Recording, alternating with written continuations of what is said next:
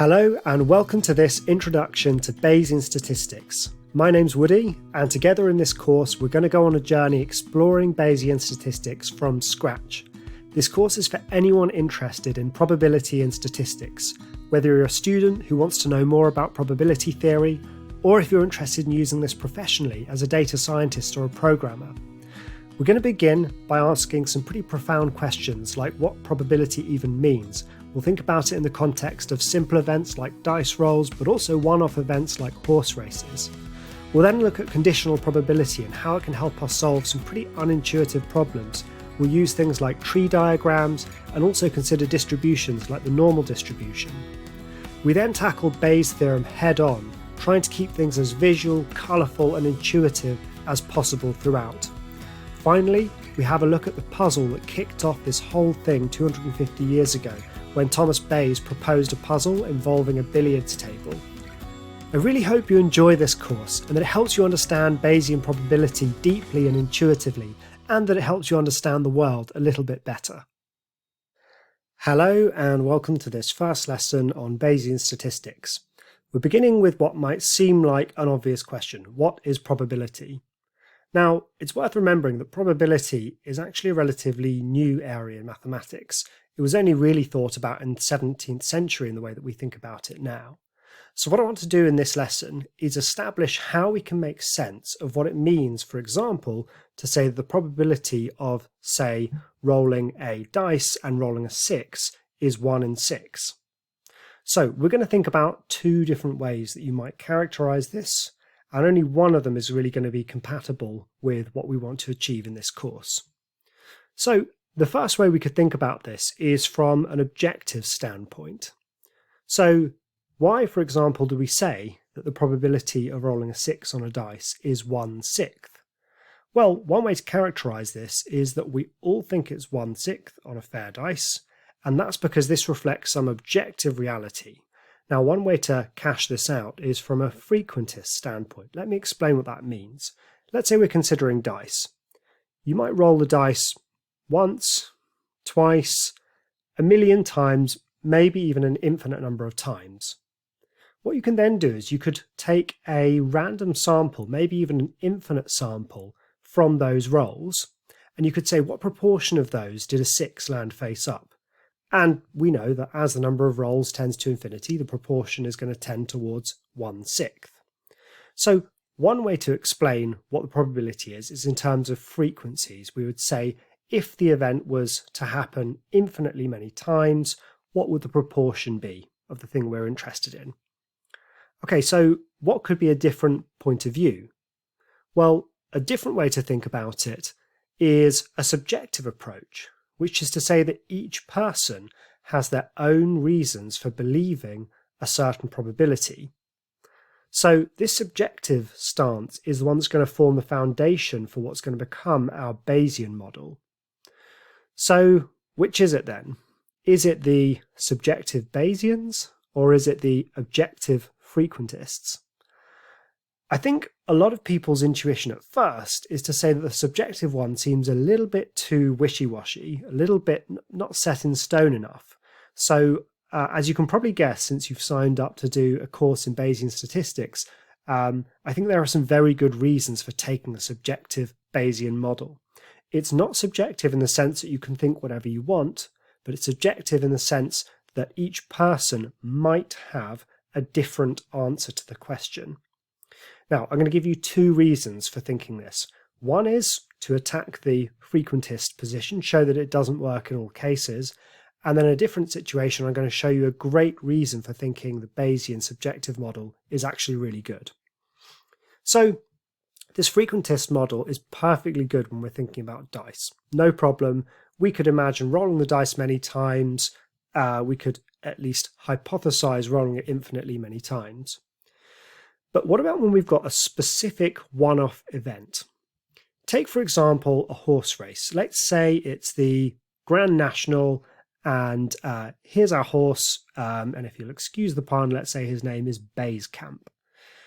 So what's the probability that Bayescamp is going to win? It's the sort of thing that anyone who's going to bet on the horse race wants to know. It's the sort of thing that statisticians want to know.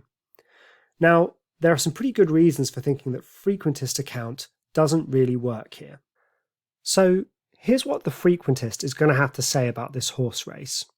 We're going to have to hypothesize an infinite set of horse races. So we're going to have to imagine this single horse race happening infinitely many times.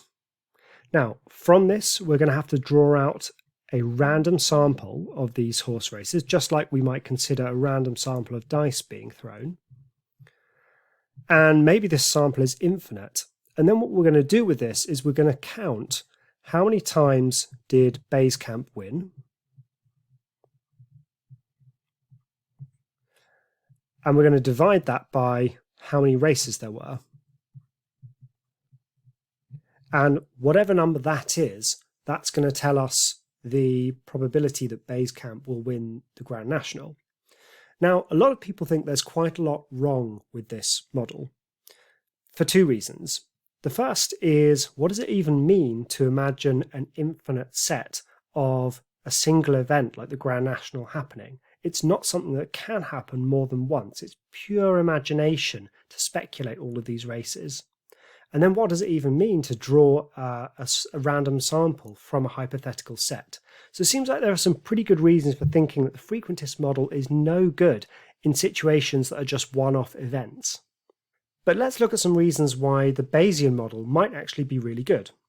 So suppose I told you that my partner was expecting a baby, and we didn't know if it was going to be a boy or a girl, and just for the sake of simplicity here, we're going to ignore some biology and assume that everyone is either male or female. So what can we say? Well, here's Alan, and he's my uncle. Now, Alan thinks that the probability that the child will be male is 50%. Now, he has no reason to think it should be male, should be female, so he's going with 50%. So that seems a pretty reasonable thing for him to say. Would we say that this probability is correct? I think a lot of people would. Now, here's our friend Anna. Now, Anna is a doctor, and Anna has just written an article for the World Health Organization showing that in my area, 51.2% of all children born are male. So, is Anna's view more correct than Alan? She certainly has more information, but is it fair to say that she's right and he's wrong? It would be unfair, I think, on Alan to say this. Anna has more information, and no doubt if Alan read her article, he might change his mind. But as things stand, it would be irrational for Alan to say 51.2% because he has no reason for thinking that the probability is higher than 50%.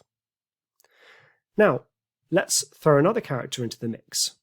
Here is Sarah. Now, Sarah is our midwife, and Sarah has just performed a scan. Now, the scan isn't 100% accurate, but it looks to her like it's male. She thinks the probability the child is male is 95%. So what do we say now?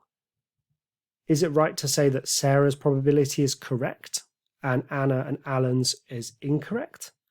Most people's intuition is that this is not the right thing to say. Sarah certainly has more information, but if Alan was to suddenly say, no, I think it's 95% likely the child will be male, without that information, that would be irrational. So the Bayesian approach is to say that actually all three might be correct. And really, the probabilities represent each individual's degree of belief or a measure of their uncertainty. That's the sense in which probability is subjective. It's not that you can think whatever you want. So Sarah can't look at her scan and say she still thinks it's 50%. That would be irrational. Alan can't, in the absence of any other evidence, say he thinks it's 95% likely to be male. That would be irrational as well. Each person has a certain amount of evidence which forms their degree of belief or the measure of their uncertainty. So that's the Bayesian approach to this. So degrees of belief are going to form the underpinning of everything that we're looking at in this course.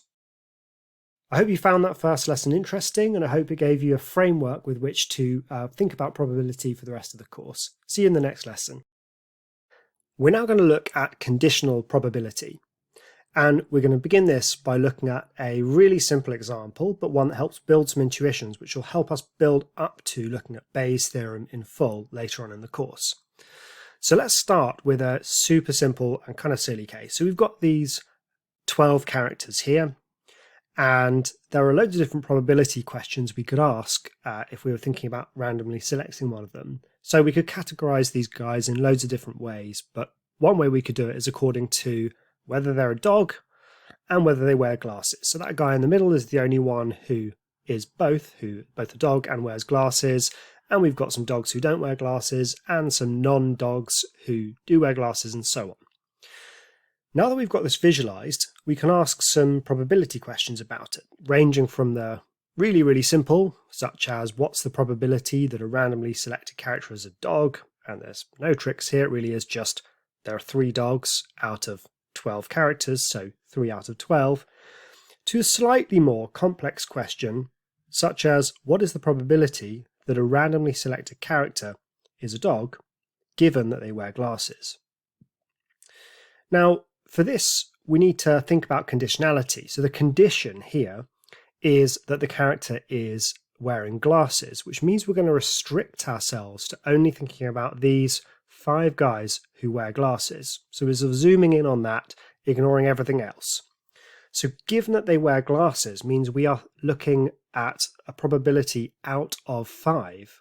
So there are only 5 characters who wear glasses, and then the question is how many of them are dogs? And the answer is, of course, 1. So 1 out of 5 is the probability that a character is a dog, given that they wear glasses. Okay, so far, so simple. How can we formalize what we've just done and make a general rule about it? Well, in this example, we're just counting, and really we want our rule to relate to probabilities, and that's what we're going to practice actually in the next video.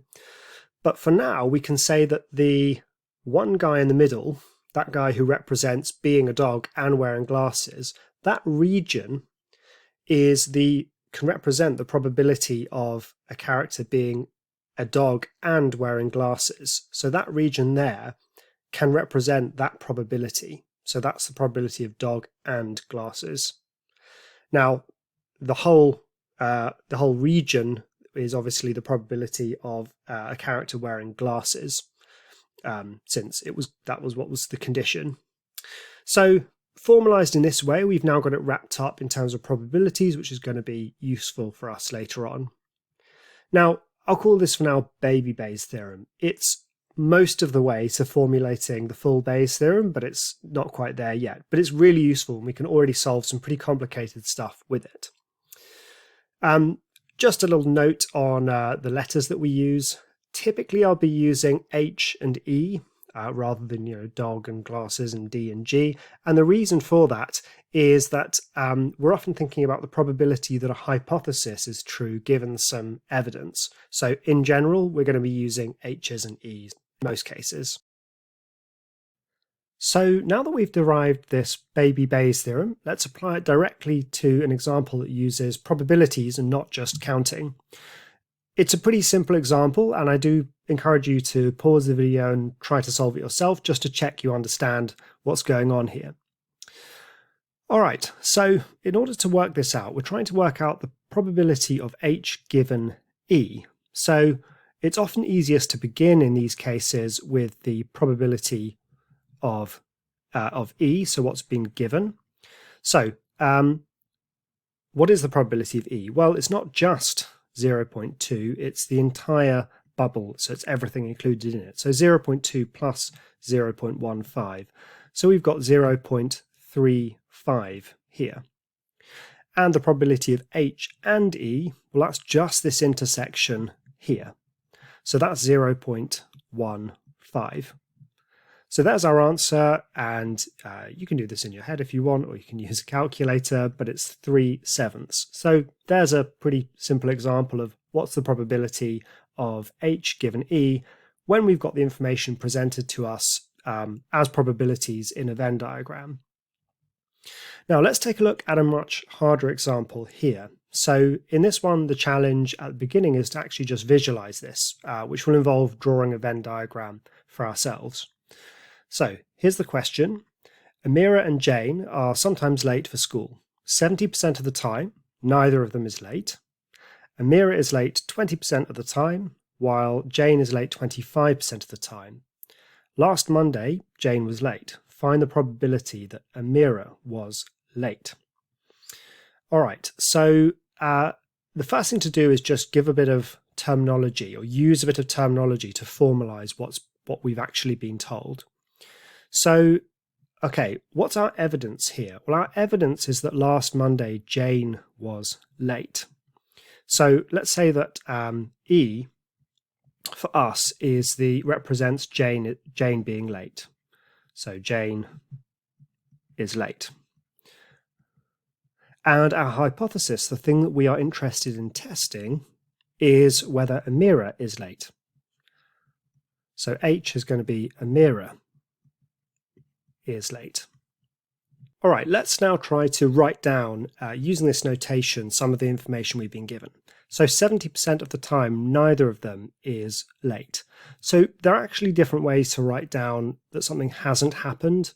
You'll often see, for example, if we wanted to write that Jane isn't late, you'll sometimes see it written as E prime or E dash like that. You'll sometimes see it written as EC, that stands for the complement. You'll sometimes see a sort of hook E like this. I'm going to use this one, the E dash. So what we've been told is the probability that Jane isn't late, so E dash, and Amira isn't late, so that's H dash, is 0.7. And we've also been told that the probability that Amira is late, so that's the probability of H, is 20%, so that's 0.2. And we've been told that the probability that Jane is late, so the probability of E, is 0.25. Now, can we represent this all on a Venn diagram? So really, this is the main challenge. So this bubble here can represent H, so that's Amira being late. And this bubble here can represent E, so that's our evidence, and that's Jane being late. Now, the first thing we can do is put a 0.7 on the outside, because that's the condition that neither of them are late. Next, what can we say? Well, I know that the entirety of this H bubble is 0.2, because the probability that Amira is late is 0.2. So this entire bubble here has got to sum to 0.2. So if all of this bubble sums to 0.2, and we've got 0.7 here, the only part unaccounted for is this section here. Now, if I've got 0.2 here, let's just keep track of this, and 0.7 on the outside, that takes us to 0.9. So the only unaccounted for region is this, and it's got to be 0.1 because all of the probabilities need to sum to 1. Well, I now can work out the rest quite easily because I know the probability of E is 0.25. Now I've got 0.1 here, so there is 0.15 remaining. And I know that probability of H is 0.2. Now I've got 0.15 here, and so 0.05 remains. Okay, so there's our picture. We've got the information represented in a Venn diagram. We're now in a position to actually go for the main question. So what is the probability that Amira is late, H, given the information that Jane was late, given our evidence that Jane was late? Well, using our baby Bayes theorem, it's the probability, it's the intersection, so that's the probability that they are both late, which we now know 0.15, divided by the probability of E, divided by our evidence. So that's the probability that Jane is late, and that's all of this here, so that's 0.25. 0.25. And that's going to simplify down to 3/5, or alternatively 60%. So we now know that when Jane is late, Amira has a 60% chance of being late. So most of the time, she's late 20%, or rather, in general, her probability of being late is 20%. But if Jane is late, there is a 60% chance that Amira will be late as well. So one way to think about that is that Jane being late, if we learn that Jane is late, we update our idea about what the probability that Amira is late. In fact, Jane being late seems to make Amira more likely to be late. And it's that kind of thinking which is going to help us sort out Bayes' theorem later on, this idea of updating our probability given some new evidence. Let's now have a look at an example where we apply our theorem to examples that can't easily be solved using simple Venn diagrams. So here's a question. Tanya loves to play tennis, but especially so when the weather is good. When it is sunny, the probability that she plays tennis is 80%. When it is not sunny, the probability is just 35%. There is a 60% chance that it is sunny on any given day. Last Saturday, she played tennis. What is the probability that it was sunny last Saturday? Okay, so obviously we think that there is a 60% chance that it is sunny on any given day normally, but we've got some new evidence, which is that she played tennis, and that's going to be relevant and could lead us to update our opinion of what the probability was. Let's try to model this. Let's first decide what's our hypothesis and what's our evidence. So the hypothesis, the thing that we are investigating, is whether or not it was sunny last Saturday. Our evidence is that Tanya played tennis last Saturday. So can we represent this on a tree diagram? Well, either it was sunny last Saturday or it wasn't. Now, the probability that it was sunny is 60%. That's before we know any other evidence. So this diagram is going to represent the kind of full picture of what could happen. Well, therefore, there's a 40% chance or 0.4 probability that it was not sunny last Saturday. Now, if it was sunny last Saturday, we know that she might have played tennis, we're calling that E, with probability 80%, because when it's sunny, there's an 80% chance that she plays tennis. There's also a 20% chance, therefore, that she does not play tennis, so E dash. And then we could also look at what about when it was not sunny, so the branch below. Well, she might have played tennis, the probability of that is 35%. And that means the probability that she didn't play tennis that day is 65%. Now that we've got our tree diagram, we can apply our baby Bayes theorem. So let's try to work out the numerator first. So probability of H and E. So that's the probability that it was sunny last Saturday and she played tennis. Well, hopefully you remember how to work with tree diagrams. We just multiply along the branches. The probability that it was sunny and she played tennis, 0.6 times 0.8, so 0.48. Now what about the numerator? It's a little bit trickier to work out here. What's the probability of our evidence in general? So what's the probability that she just played tennis? Well, if she played tennis, either it was sunny and she played tennis, and we already know the answer to that, or it might not have been sunny and she played tennis, which I'm representing by the blue branch of that tree. So that's the probability that E is true. That's the probability that she played tennis. Either it was sunny and she played tennis, or it wasn't sunny and she played tennis. So we can calculate these, sum them together, and we get 0.62 as our probability that she played tennis. Right, we now have the numerator and the denominator, so it's kind of easy to work it out from here. We'll just plug it into our formula above. So 0.48 is our probability that it was sunny and she played tennis, and 0.62 is our probability that she played tennis, and therefore there was a 77% chance that it was sunny given that she played tennis. So once again, you can see that this theorem has helped us update our idea of what the probability is. We think in general that there is a 60% chance that it's sunny, but if you learn that Tanya played tennis on a certain day, you can update your idea about what the probability is. It's now 77% likely that she played, that it was sunny that day. So that's what Bayes' theorem is ultimately going to do. It's going to help us update our idea of what a probability is, given some information. Let's now look at an example where you can put this into action. So do pause the video and try this before me if you're feeling confident with it. All right, so what's the information given here? Well, during recessions, there is a 40% chance that Tom will lose his job. Otherwise, there is a 5% chance. On any given year, there is a 10% chance of a recession. And last year, Tom lost his job. Find the probability that there was a recession. So, as usual, let's just kind of formalize this by saying the thing we're investigating, our hypothesis, is was there a recession? So H is that there was a recession.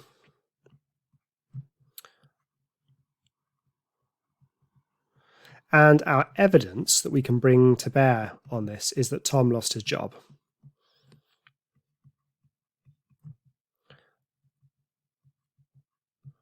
Okay, so let's try to represent this. So we know that on any given year, normally, either there is a recession or there's not. So either there is a recession, and the chance of that is 10%, so 0.1, or there is not a recession, which is 0.9. So that's like our sense of what it is before we have any evidence. It's actually called a prior. It's like our prior thinking of more on that later. Now, if there is a recession, so if that hypothesis is true, then the probability that Tom loses his job is 40%. Now, if there is a recession, there is therefore a 60% chance that Tom does not lose his job. If there isn't a recession, well, lose his job. Now, if there isn't a recession, then Tom might lose his job, but it's very unlikely. It's 0.05. And if there isn't a recession, we therefore know that there's a 95% chance that he will lose his job. Okay, so we're looking for the probability that H is true, there was a recession and he lost his job, divided by the probability that he lost his job. Okay, so probability that there was a recession and he lost his job, that's simple, that's just this branch here. So that's 0.1 times 0.4.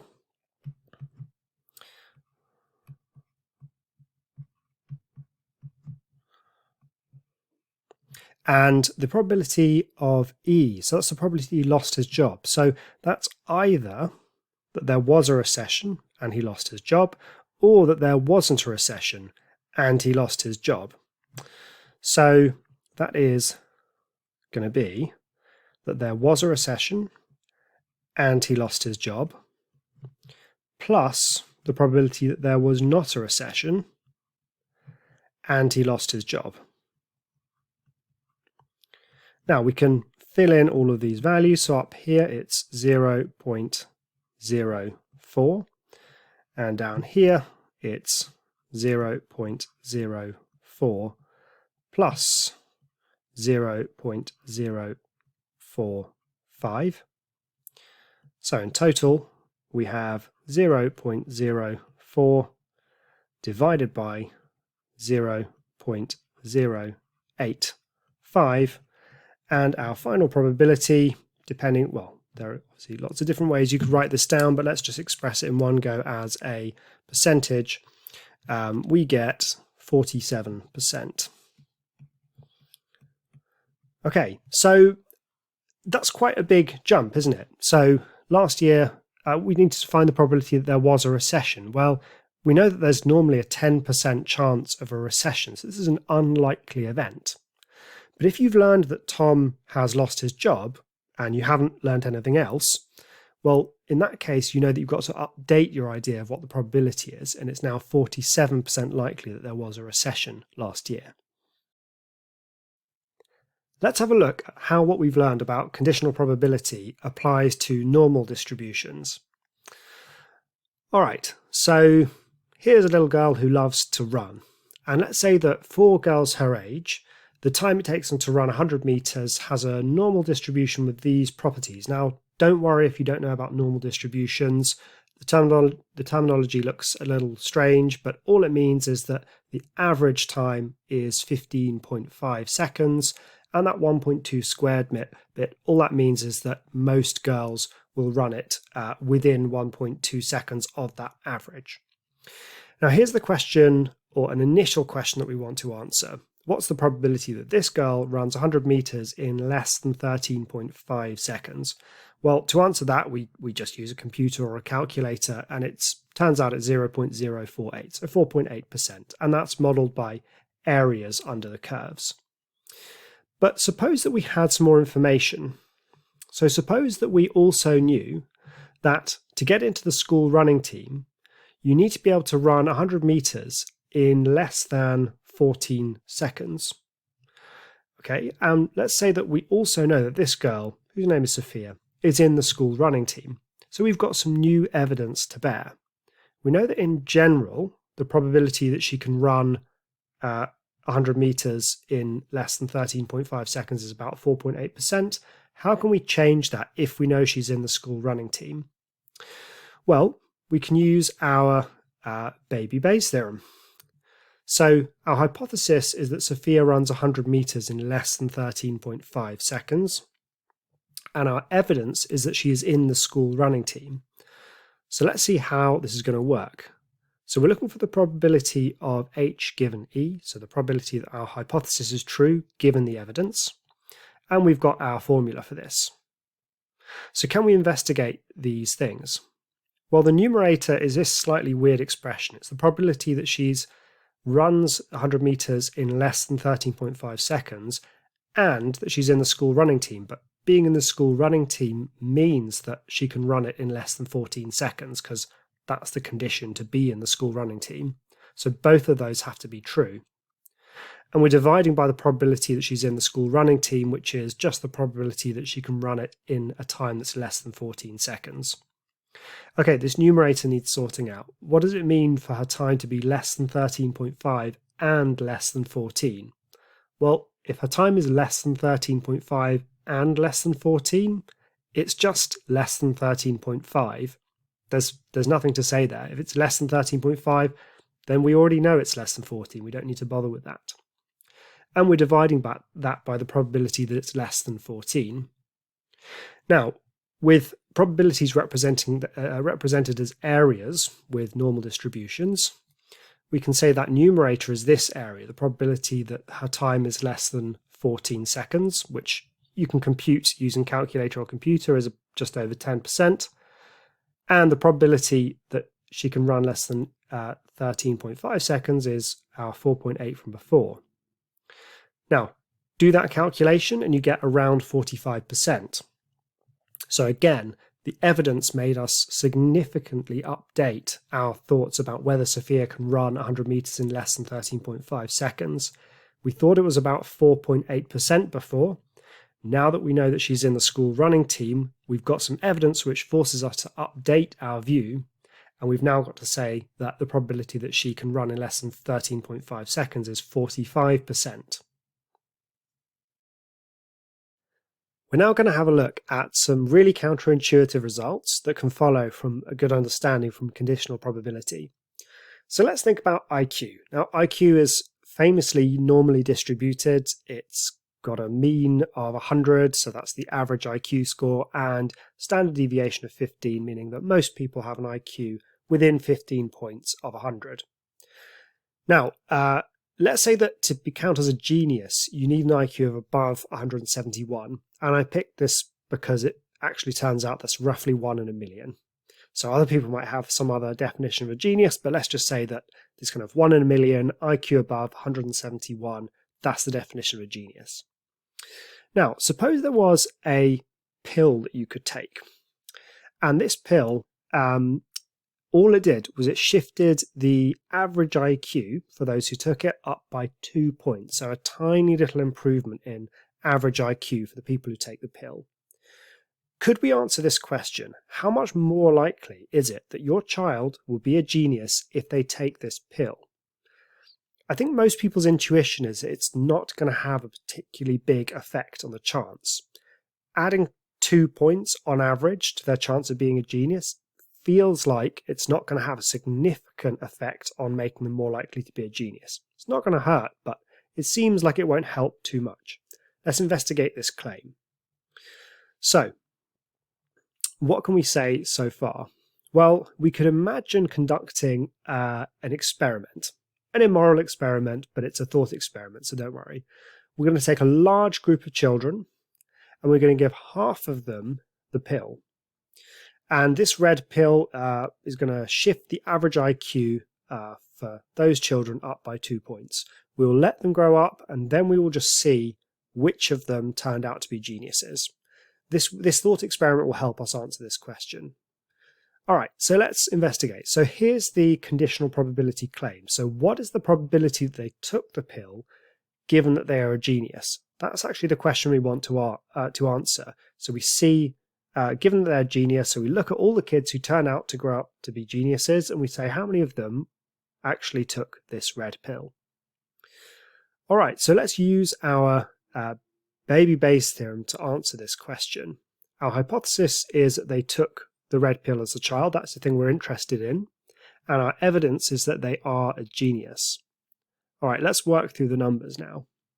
Oh, by the way, I should say that I normally like to represent these things graphically, sort of pointing out where you need to be a genius. But to be honest, it is so far up that way that we're just not going to bother with graphical representations because the regions are just too small. All right, let's work through the numbers.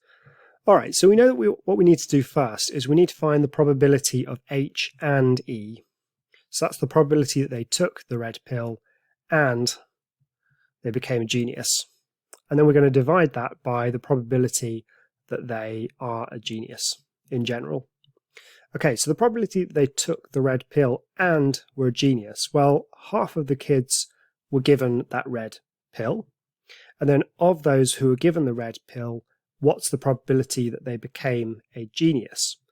Well, remember the distribution for those guys, so our kind of IQ plus, that had a normal distribution with a mean of 102 and a standard deviation of 15. And really what we're doing is we're answering the question, what's the probability that this kind of IQ plus group is greater than 171?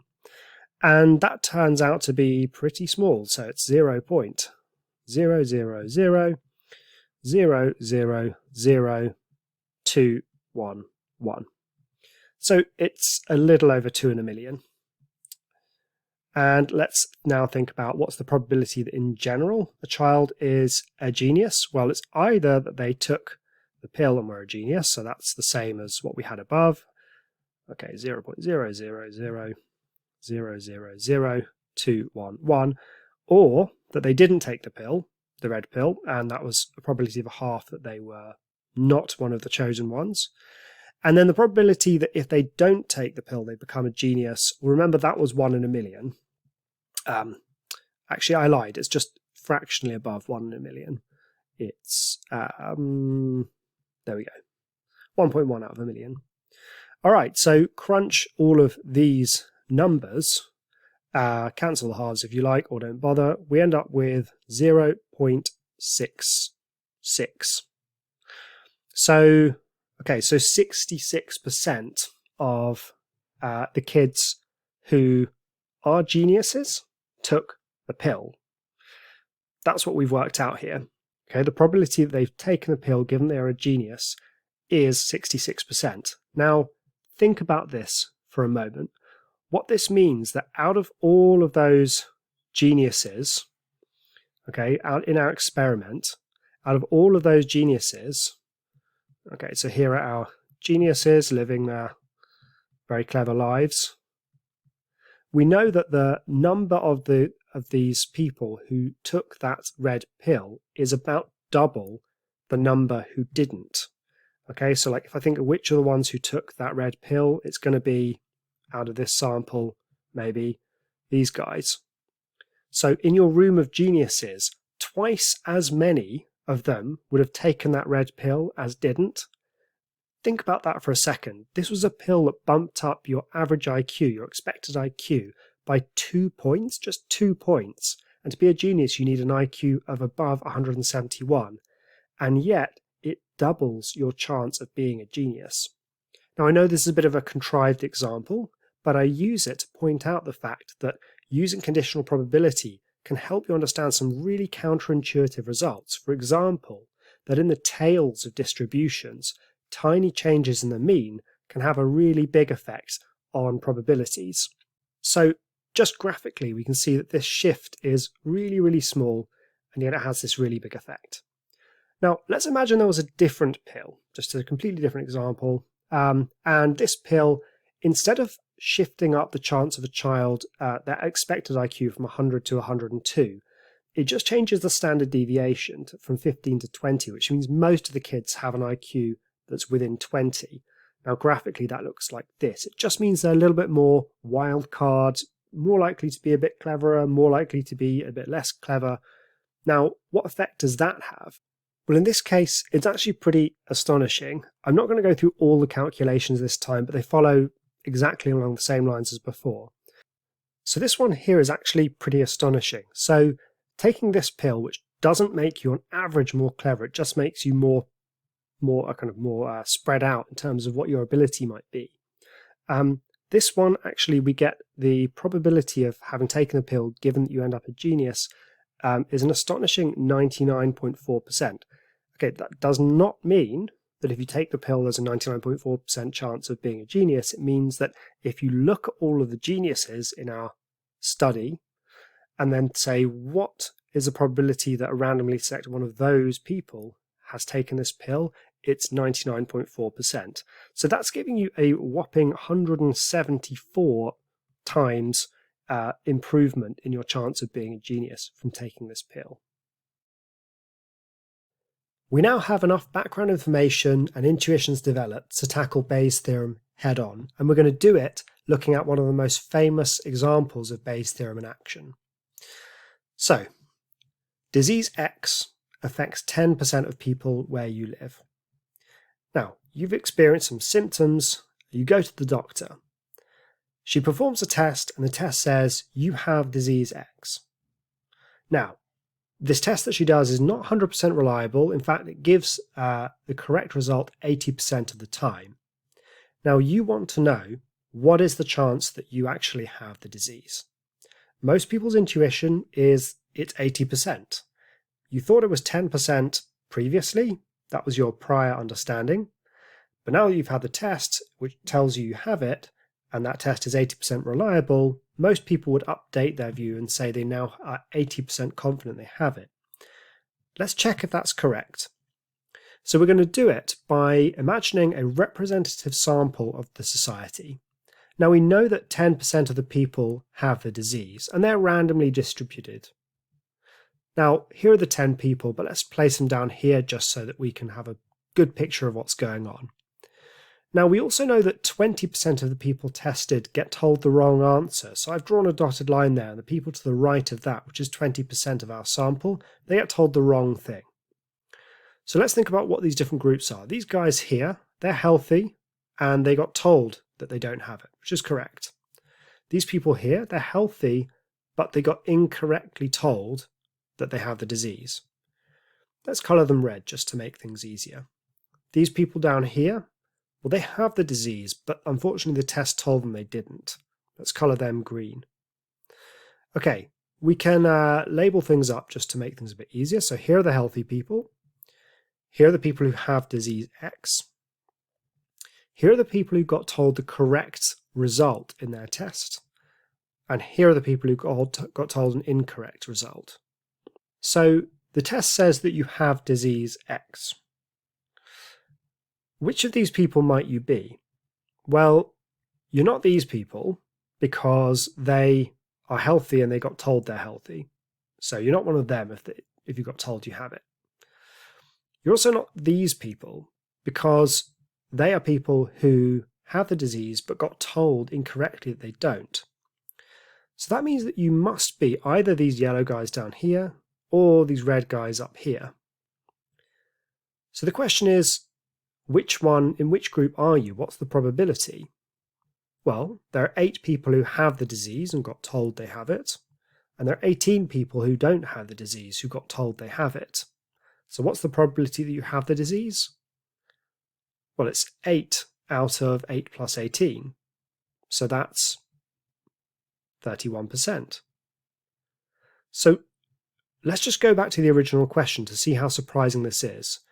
The doctor does the test, it says you have the disease. You know that this disease affects 10% of the people where you live. You know that this test is 80% reliable, but in fact there is only a 31% chance that you have the disease. So our prior understanding of having the illness, which was 10%, got updated by this mostly reliable test, and now we know the chance is 31%. You still probably don't have the disease. Let's just piece things together again and see if we can formalize. So here was our calculation, and you can see that the reason why you still probably don't have it is there are simply more people who don't have the disease but got told that they do than people who have it and got told they did. Now, let's see if we can formalize this to see where these things come from. Start with these yellow people. How did we determine that there were 8 of those? Well, we took the number of people in our sample and we multiplied that by the probability of having the disease, which was 10%. So that shrunk things down to those 10. And then we multiplied by the probability of having a correct test, or 0.8, and that shrunk it down to 8. And just to be clear, that P of t given x, that's the probability of having a positive test given that you have the disease. Now, what about our, so those are the yellow people. Now, what about our red people here? Where did they come from? Well, to calculate them, we took the number of people in our sample, we multiplied by the probability of not having the disease, so that was 0.9. Then we multiplied by the probability of getting a positive test result given that you don't have the disease, which was 0.2. That gave us that group of 18 there. So now we have an expression for the yellow people and the orange people. Let's try to put together our calculation. So we took the number of people times the probability of having the disease times the probability of getting a positive test result given the disease. That was our 8 people. And we divided by those 8 people, the yellow ones, plus the red ones. Okay, that looks like a horrible mess now. Let's try to clean it up. Notice that we can just cancel the number of people. So it's not relevant how many people are actually in our trial. Okay, algebra time. First thing to do is just clean up our terminology to make it consistent with what we've been doing before. So rather than X, let's call it H, our hypothesis that we have the disease. And rather than T for test, let's use E for evidence. And now, just by convention, we tend to write it this way round. And that, ladies and gentlemen, is Bayes' theorem. So now that we've got this theorem, let's relate it back to our picture, just so we're crystal clear about where each bit comes from. This numerator, well, that represents these yellow guys down here. So they're the ones who have the disease and who they've been told that they have it. So it's the probability of the evidence given the hypothesis. So it's the probability of having a positive test result given that you have the disease, multiplied by the probability of having the disease. And on our denominator, it's those yellow guys again, plus the people who got told they have the disease even though they don't have it. So that's the probability of the evidence, so probability of a positive test result given that you don't have the disease, multiplied by the probability of not having the disease. Let's now have a look at an example that will help build some detail into our Bayes' theorem and even more understanding. The example we're going to look at is one that was made famous by this guy, Daniel Kahneman, and he talks about it in his book, Thinking Fast and Slow, and it's something that he developed many years before with his collaborator, Amos Tversky.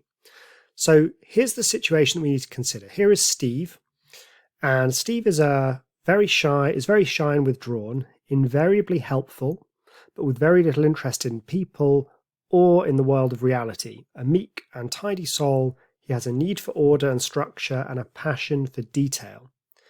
Now, here's the question that Kahneman poses for us. Do you think he's more likely to be a farmer or a librarian? Well, it's obvious, right? He's way more likely to be a librarian. This is everyone's intuition. Let's see if we can use Bayes' theorem to undermine this, to actually figure out what's going on in more detail. So the thing that we all forget to do is to consider how many farmers and how many librarians there actually are. Now, the precise numbers don't matter, but there are way more farmers in the world than librarians. In fact, in pretty much any country, wherever Steve's from, there are probably more farmers than librarians. In my example, there are 10 times more. So here's the evidence about Steve. He's shy and withdrawn, and he's helpful, and he's tidy, and he's meek, and he likes order and structure. So we could say, well, what fraction of farmers? Well, let's say it's 30%. Let's say it's a fairly low percentage of farmers that meet this criteria. Now, it's going to be much more likely among librarians. So let's say that 90% of librarians meet this condition. Well, Steve must be either one of the green farmers or one of the yellow librarians, okay, because they're the people who meet that condition. Well, we now know that Steve must be in one of these groups, so we could maybe look at the ratio of these groups. What's the ratio of the farmers who are meek and tidy and shy to the librarians who are meek and tidy and shy? Well, what is it? Well, it's 30 to 9 in my example, which is 77% to 23%. So is he more likely to be a farmer or a librarian? Much more likely to be a farmer. And this goes against our intuitions, because the thing that we forget is how many farmers there are. So let's see if we can phrase this all in terms of Bayes' theorem. So our hypothesis, the thing that we are investigating maybe, is Steve a librarian? And ultimately we want to know, given the information, what's the probability that he's a librarian? Our evidence is that Steve is shy and tidy and likes structure and all of that stuff. So here's the question. What's the probability that he is a librarian given all of that evidence? Well, how do we calculate it? Well, we first take the probability that he is a librarian. That's our prior probability. That's what we thought the probability is, regardless of any evidence. And then we multiplied that by the probability of him being shy and tidy, given that he was a librarian. So that shrunk it down from 10 people down to 9 people. And then we divided that by the total number of people who could be shy and tidy. So that's these same shy and tidy librarians, but also the shy and tidy farmers. And we found them by taking the probability that someone was a farmer or not a librarian and multiplying that by the probability of them being shy and tidy given that they are not a librarian. Okay, let's put some numbers in. So the probability of Steve being a librarian was 10 out of 110. There are 110 people in the sample and 10 of them are librarians. And then we multiplied by the probability of being shy and tidy given that there are librarians. That shrunk that down by a factor of 90%. So 9 over 10 times by that probability of being a librarian. We divided by the same amount again, plus all of the shy and tidy farmers. So we took the probability of a randomly selected person being a farmer, 100 out of 110, and we scaled that down by the probability of those farmers being shy and tidy. So we multiplied by the probability of being shy and tidy given that you are not a librarian, that is, given that you're a farmer. So those are the numbers. That's how we can apply this to actually plug in some numbers and work some things out. And that's where we get our 23% from. So it's much lower than people think. People hear that information, they think, yeah, I'm pretty sure that Steve's a librarian, but actually he's probably not. He's about 3 times as likely to be a farmer. Just a word on some of the terminology that's used in relation to Bayes' theorem, and I've been using this a little bit as I go, but let's just see how each of these parts is actually named formally. So this bit here, probability that our hypothesis is true, this is called the prior. So this is what we think the probability is prior to any new evidence we have. So in the case of our librarians and farmers, you just think, well, what's the probability a randomly selected person is a librarian? Well, in our sample, it was 10 out of 110. So that's before we have any information about the situation. That's what we think the probability is. Now, in contrast to that, this part, the answer is called the posterior. So posterior meaning afterwards. So after our evidence, what do we now think the probability is? So there's this contrast of what do we think it was before we saw the evidence, the prior, what do we think it is after the evidence, the posterior. The other parts of this, well, this is called the likelihood. So that's the probability of seeing this evidence given that the hypothesis is true. And in the case of our librarians and farmers, this is essentially what's the fraction of librarians who are meek and tidy. So this was the 90% in that case. Finally, this the whole denominator is called the evidence. It's sometimes called the marginal likelihood. So really that whole expression could just be written as probability of E, probability of the evidence. That's what we did in our baby Bayes theorem. And it's just the general probability of seeing the evidence that we've seen. And just as it's split up into the chance of seeing the evidence if the hypothesis is true, and then also the probability of seeing the evidence if the hypothesis is not true. So that's the kind of terminology that you'll see when you're working with Bayes' theorem. And often it is easier to write it in shorthand of just probability of E, but there are situations where the only way you can work out the probability of E is to have it split up into these two groups. So you'll sometimes see Bayes' theorem written like this, and you'll sometimes see it written in this shorthand here.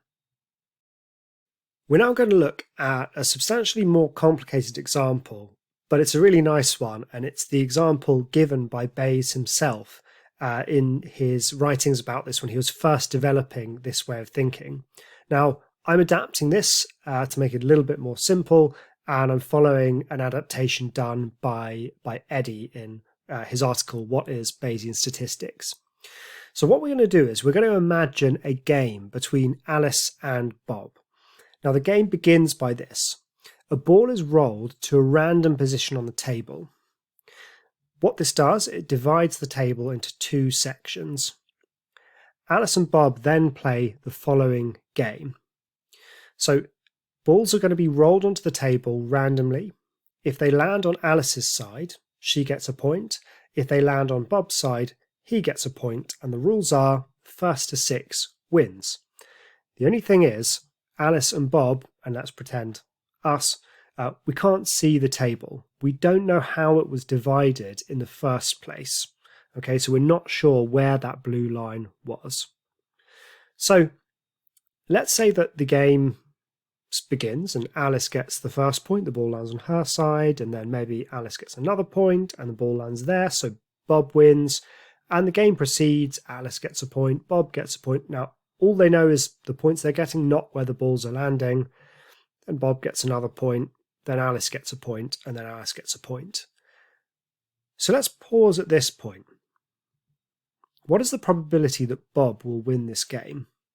And what should Bob think it is? And what should Alice think the probability is? Since they don't know where the blue line is, they don't know where the other balls landed, all they have are the results. So how on earth can we solve this problem?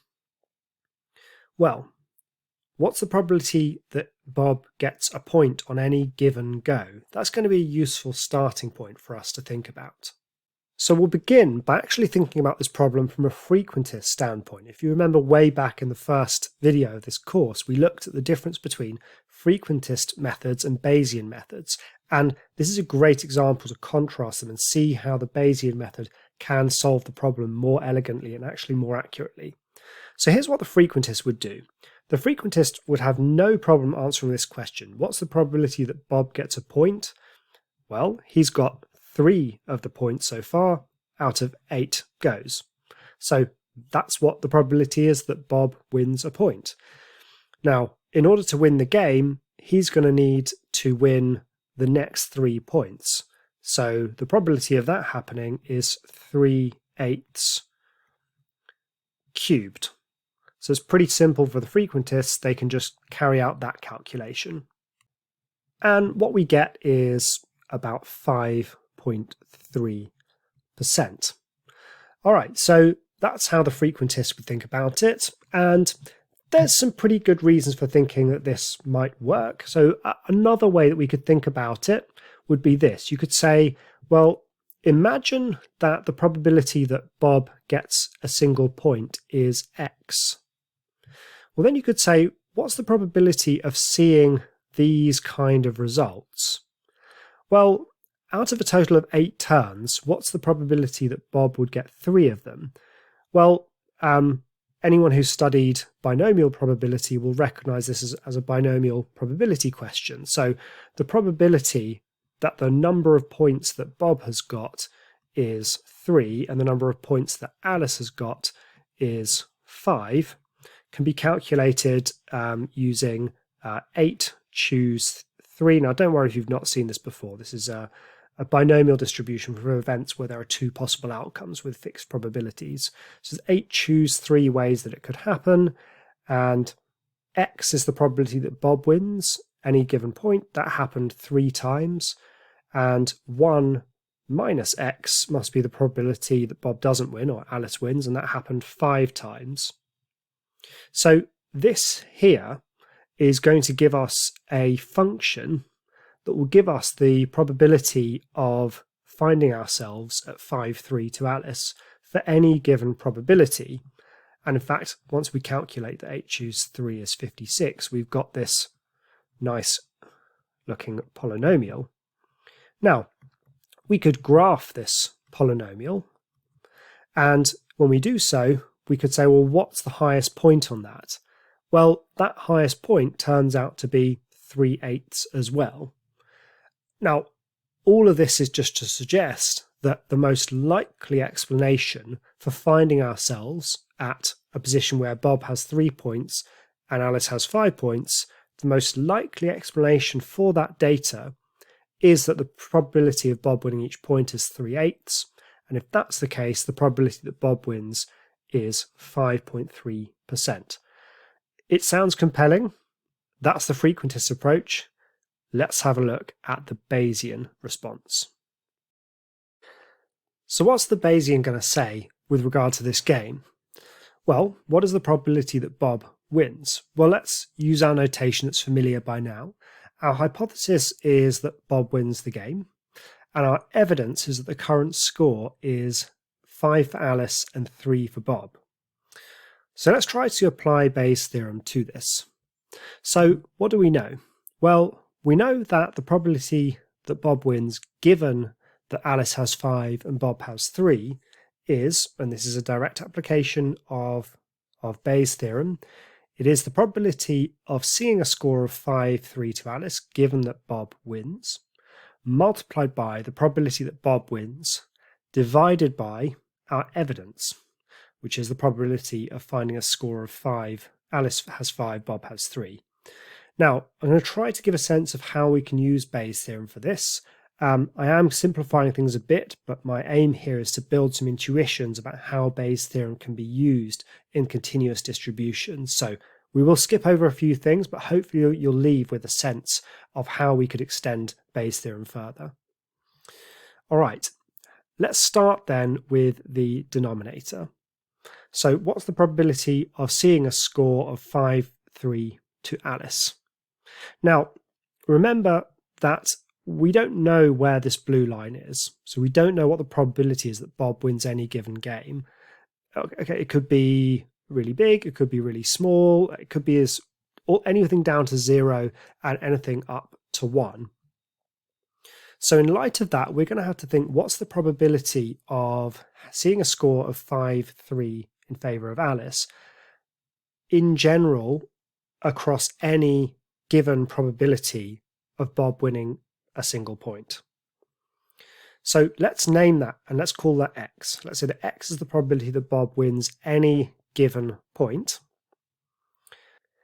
We saw from before that the probability of seeing this evidence is binomial probability, 8 choose 3 times x cubed times 1 minus x to the 5. Now we want to know what is the sum of all of these different possibilities for all values of x from 0 to 1. Now, if you've studied calculus, you'll know that if you have a continuous distribution and you want to know what the sum of all possible results is for infinitely many values, we can do that using calculus. So what we're looking for is the integral of this function between 0 and 1. That is, finding the area under the graph will tell us what the probability is of seeing this evidence of Alice 5, Bob 3 for all possible values of x between 0 and 1. If you work out that area using calculus or using a computer, you're going to find that it's 1/9. So what this tells us is that in general, there is a 1/9 chance of playing this game and at some stage in the game, finding yourselves in the position of Alice 5, Bob 3. Okay, let's move on now and have a look at this numerator. Okay, so this is the part where I will simplify some things, and that's just in order to aid intuitions. So this first part, probability that A equals 5 and B equals 3 given that Bob wins. Well, can we come up with a function that could capture that? Well, we know what the function is. We know that the function that describes Alice having 5 and Bob having 3 is this binomial expression here. 8 choose 3, and then Alice has 5 points. Well, let's do Bob's first. Bob has 3, so x happened 3 times. Alice has 5, so that's 1 minus x, and that happened 5 times. And that's sort of independent of the fact that Bob wins. For any given probability for Bob, we know that this expression captures that. And I am simplifying, but hopefully this makes some sense. Now, probability that Bob wins, well, if Bob is going to go on and win from here, he will need to win the next 3 games because it's first to 6 and he has 3 points. He's going to have to win all of them, which means we're going to need a further x cubed. So that represents Bob winning and Bob winning and Bob winning. Now this expression here, since we've got x cubed and x cubed, can simplify to 8 choose 3, x to the power of 6, and 1 minus x to the power of 5.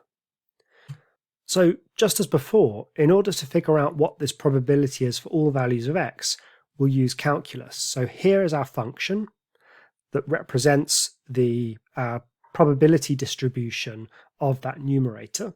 That's of the score being 5-3 to Alice, given that Bob wins, multiplied by Bob going on to win the next 3 points.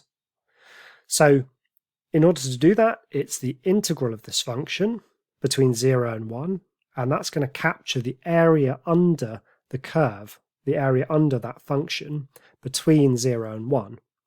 If you calculate this integral, again, you can do that using calculus or using a computer, you get 1/99. So now we know the numerator and we know the denominator. It's just a question of plugging those values in. So our numerator was 1/99, our denominator was 1/9. That simplifies to 1/11. So that's what the Bayesian says the probability is that Bob wins. So to contrast, the frequentist who just looked at what happened and said, okay, so Bob's chance of winning each point is 3/8, the probability is 3/8 cubed, it's easy to do, but it gives us an answer of about 5%. Using this much more complicated Bayesian approach gives us 9%. It's almost twice as much. Now, I think everyone's response to this is to say, okay, but who's right? Well, in the next video, I'm going to go through a simulation that hopefully can give some evidence that the Bayesian has got this one correct. Alright, so in this video we're going to use good old Excel to test who was right. So remember what the situation was. Given that we found ourselves at a position in the game where Alice was 5-3 up, what's the probability that Bob goes on to win? The frequentist said the answer was 5%. The Bayesian said the answer was 9%. I'm going to set up a simulation here where we're going to simulate thousands of games many times and see what actually happens. Okay, whose answer was closest to to what happens in our simulations. That should give us some sense of who's correct. So the first thing I want to do is just to say, well, what was Bob's chance of winning on any given game, on any given term? So it's really, where did that initial ball land? So that's Bob's chance, Bob's chance of winning any given point. And this is just a random number between 0 and 1. And I'm expressing that as a percentage here. So let's just generate a few. So there we go. And each time I click a button, I can just regenerate. So those are some different probabilities for Bob winning a point. Now, the next thing I want to know is, did the game actually reach 5-3 to Alice? So the first thing I want to know is, what's the probability of reaching Alice 5, Bob 3? Well, that's a binomial probability, which we discussed in a previous video. So what's the probability? Well, the number of times that Bob should have won is 3. There were 8 games if we got to 5-3, so out of 8 trials. The probability of Bob winning any of those was the number we generated here, and it wasn't cumulative. It's not the probability of winning anything up to 3, it's winning exactly 3. So now we've got probabilities of the game reaching 5-3. So you can see that when Bob was highly likely to win every point, it's very unlikely that we should find ourselves 5-3 to Alice. But in a situation where Bob is about 39% likely to win any given point, it's more likely that we reach 5-3 to Alice. Now, did it actually happen? Did we actually reach Alice 5, Bob 3? Well, these are the probabilities of it happening, and a really nice way to just randomly see if it did happen is to say, if some new random number is less than what we got here, then yes, it did. Otherwise, no, it didn't. So now I can see of these games, okay, here's a time where it did happen. So Bob had a 40% chance of winning each point. So the probability of the game reaching 5-3 was 28%, and it did actually happen this time. Okay, so ultimately we're only going to be interested in the games that did reach 5-3 to Alice, like this one here. So we kind of want to ignore all of the others, which we can do. So what we want to know now is, if it did reach that point, what's the probability that Bob goes on to win? So this is the probability that Bob goes on to win. So the first thing to do is to say, if this is no, so if it didn't actually reach 5-3 to Alice, then just do nothing, leave the cell blank. Otherwise, what's the probability of Bob winning? Well, it's just whatever his probability of winning each point was, cubed, because it needs to happen 3 remaining times. Well, this is blank because we never reached 5-3 there, and none of them did there. But here we go. So in this simulation, Bob had a 71% chance of winning each point. So the probability of it reaching 5-3 to Alice was only 4%, but it actually did happen in this simulation. But then Bob did go on to win in that simulation. All right, and now we want to know, did it actually happen? So did Bob actually go on and win? Well, we do want to say that if this was blank, then we'll make this one blank as well, because we're not interested in the games that didn't reach 5-3. But otherwise, we can do our little random number check to say, if a randomly generated number is less than the number we see here, then Bob did go on to win. Otherwise, Alice went on to win. Okay, so in this first game, let's just generate all of these. Let's wait until there are a few. Okay, so let's have one where there's both. There we go. So in all of these blank ones, these were games that never actually reached 5-3 to Alice. But in this game, Bob had a 70% chance of winning each point. the game did reach 5-3 to Alice. So Bob had a 35% chance of going on to win, and he did.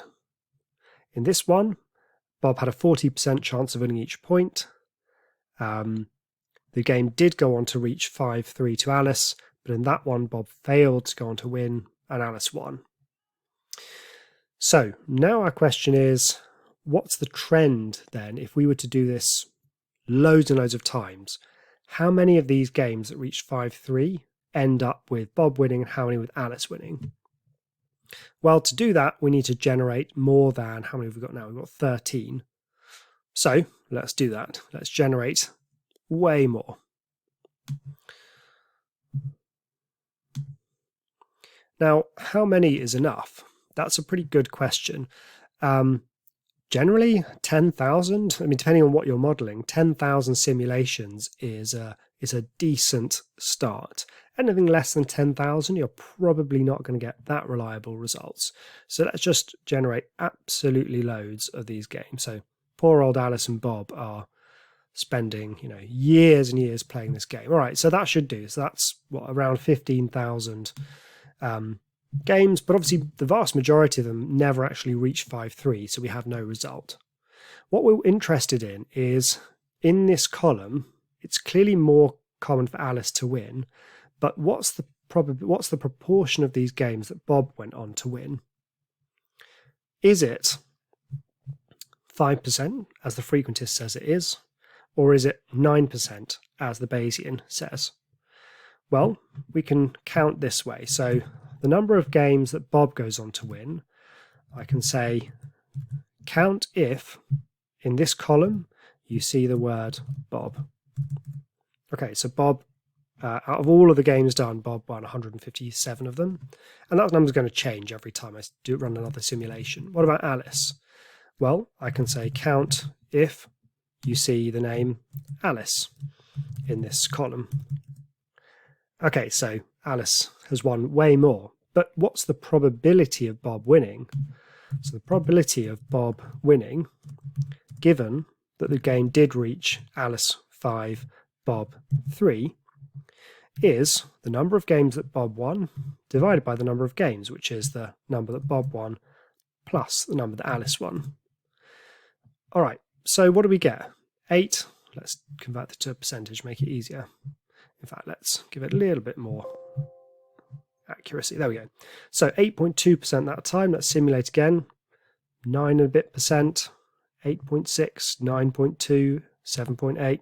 Okay, so it does vary, as we'd expect with a simulation, but does it seem to be varying around the frequentist answer of 5%, or does it seem to be varying around the Bayesian answer of 9%?